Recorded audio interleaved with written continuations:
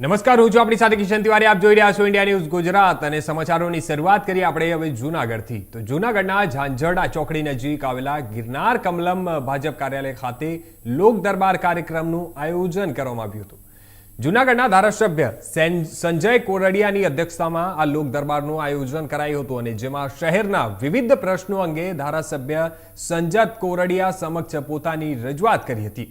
ત્યારે રોડ રસ્તા, street light, સફાઈ સહિતની મુશ્કેલીઓ બાબતે અહીં ઉપસ્થિત શહેરીજનોએ ધારાસભ્ય સંજય કોરડિયા સમક્ષ પોતાની રજૂઆત કરી હતી.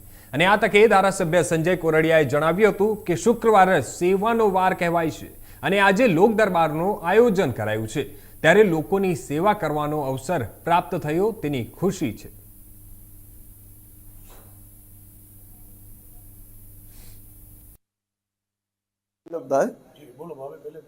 વરુ પિન્ટુ વલ્લભભાઈ. હવે અમારો વિસ્તાર હવે મામાદેવ મંદિરની પાસે સદગુરુ પાર્ક, સનસિટી 1, સનસિટી 2, ચંદન પાર્ક, યાદા અમર. આ ત્યાંની વસ્તી છે 5,000 જેવી વસ્તી છે. ત્યાં કોઈ પાયાની સુવિધા નથી મળતી. આ રસ્તા, ગટર, સ્ટ્રીટ લાઇટ, કચિયાના ડબ્બો ઉપાડવા વાળું કોઈ આવતું નહીં. તેના માટે અમે સંજયભાઈ પાસે રૂબરૂ આવી અને તમને રજૂઆત કરેલ છે. સંજયભાઈએ કીધેલું કે આ ટૂંક સમયમાં કરાવી આપું.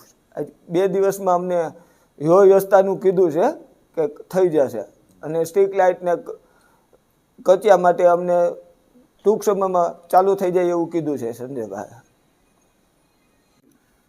જનરલી ચૂંટાણા પછી એક શિરસ્તો, એક આદત, એક ટેવ અને લોક ઉપયોગી કામ માટે એક લોક દરબારની શરૂઆત ત્યારથી જ કરી હતી કે વીકમાં એક દિવસ શુક્રવારનો દિવસ રાખ્યો છે. શુક્રવાર એટલે સેવાનો વાર તરીકે ઉજવી અને આ દિવસે 3 કલાક 4 કલાક કાર્યક્રમની અનુકૂળતા મુજબ લોકોને મળવું, જેથી રૂટિનના દિવસોની અંદર મળતા હોય છે પણ એ સમય કાર્યક્રમોના ફિક્સ અલગ અલગ હોય છે. તો કાર્યાલય તો ખુલ્લું જ હોય છે 12 કલાકના જે કાર્યક્રમ રૂટિનના દિવસોની અંદર. રજાના દિવસોમાં કાર્યાલય તો આપણે ચૂંટણીના બીજા દિવસથી, રિઝલ્ટના બીજા દિવસથી આપણે ખોલી દીધું. પણ એક લોક દરબાર તરીકે લોકોને મળી શકે. અને લોક દરબાર આપણે ઘણી વખત એવું લાગે છે કે રૂટિન પ્રક્રિયામાં તો આપણે લોકોને મળતા હોય છે, પ્રશ્ન થતા હોય છે, પણ એક ફિક્સ વાર હોય અને ફિક્સ સમય હોય છે. ત્યારે લોકોને પોતાના અનુકૂળતા મુજબ એ સમયની અંદર આવી શકે, એમના પ્રશ્ન રજૂ કરી શકે. ને ખાસ કરીને મોટા લોકો તો ગમે ત્યાં ગમે જગ્યાએ કરી શકે છે, પણ નાના માણસો હોય છે કે જેમના પ્રશ્ન પણ નાના હોય છે, એમના માટે ખૂબ મોટા પ્રશ્ન હોય છે. એ કોઈને કહી નહીં શકતા હોય, ક્યાં જવું, કેમ કરવું, એને પદ્ધતિ પણ ખબર ન હોય છે. તો એવા લોકો આવે અને એમના પ્રશ્નો સોલ્વ આ લોક દરબાર થકી થાય છે. એટલે આપને આનંદ થાય છે કે એક લોકોએ આપણે આ વિસ્તારના પ્રતિનિધિ તરીકે જવાબદારી આપી, ધારાસભ્ય તરીકે ચૂંટીને મોકલ્યો છે. ત્યારે સામાન્ય લોકોના સામાન્ય પ્રશ્નો પણ, નાનો પ્રશ્ન હોય, નાના લોકોનો હોય, એ ડિપાર્ટમેન્ટ કદાચ મારામાં આવતું પણ ન હોય, કોર્પોરેશનને નાનો અધિકારી પણ કરી શકતો હોય, છતાં પણ એ લોકો આવે છે. ત્યારે આપણે એના પ્રશ્નો સોલ્વ કરીએ છીએ તો એક આનંદ હોય છે.